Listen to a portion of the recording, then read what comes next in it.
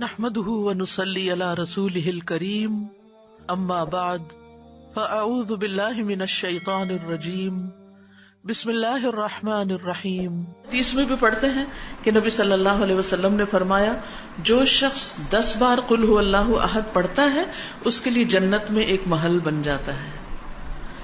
عمر رضی اللہ عنہ کہنے لگے کہ اے اللہ کے رسول صلی اللہ علیہ وسلم اس طرح تو ہم بہت سارے محل اپنے لیے تیار کر لیں گے، یعنی بہت دفعہ ایسا ہی عمل کریں گے.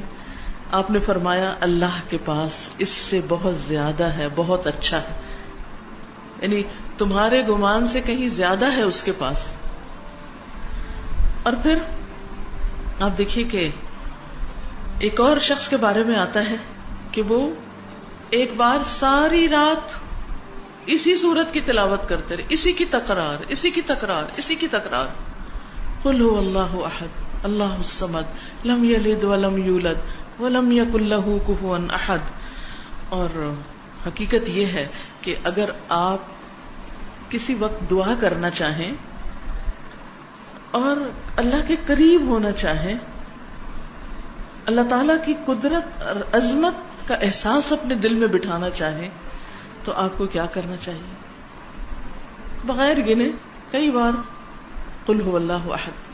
اگر آپ کو ریاکاری کا ڈر ہے، شرک کا اندیشہ ہے، شرک سے ڈرتے ہیں، اپنے اندر اخلاص پیدا کرنا چاہتے ہیں تو اسی سورت کو پڑھیں، بار بار پڑھیں اور پھر اس کی تاثیر آپ دیکھیں. یہ کرنے سے پتہ چلتا ہے. نبی صلی اللہ علیہ وسلم کو جب یہ بات پتہ چلی کہ وہ ساری رات ہی پڑھتا رہا تو آپ نے اس کو منع نہیں کیا. اس لیے اگر کوئی اس کو ایک سے زیادہ بار پڑھتا ہے تو کوئی منع نہیں ہے، لیکن اس کے لیے کوئی جگہ، کوئی وقت، کوئی گنتی، کوئی ہنسا کچھ مقرر نہیں.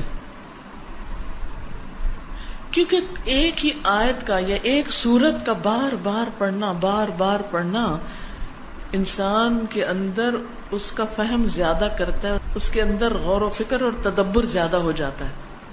تدبر کے لیے تکرار چاہیے ہوتی، بار بار پڑھو. ہم تو ایک دفعہ قرآن پڑھتے ہیں اور اس کے بعد بند کر کے وہ اوپر شیلف میں رکھ دیتے ہیں، مکمل ہو گیا، اب مزید اس سے کوئی کام نہیں. اس کی فضیلت یا اس کے بارے میں یہ بھی آتا ہے کہ یہ انسان کی بیماریوں کو دور کرنے والی ہے. اب بیماریوں کو کیسے دور کرنے والی؟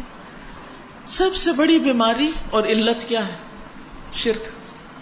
سارے غم ہی شرک کی وجہ سے آتے ہیں، ساری مصیبتیں شرک کی وجہ سے آتی ہیں، اللہ سبحانہ تعالیٰ کی ناراضگی شرک کی وجہ سے آتی، چاہے شرک اکبر ہو چاہے شرک اصغر ہو.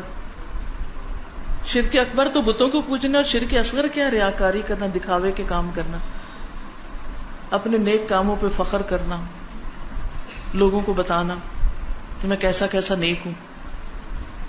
تو اس کا علاج کیا ہے کہ انسان قل هو اللہ احد پڑھے.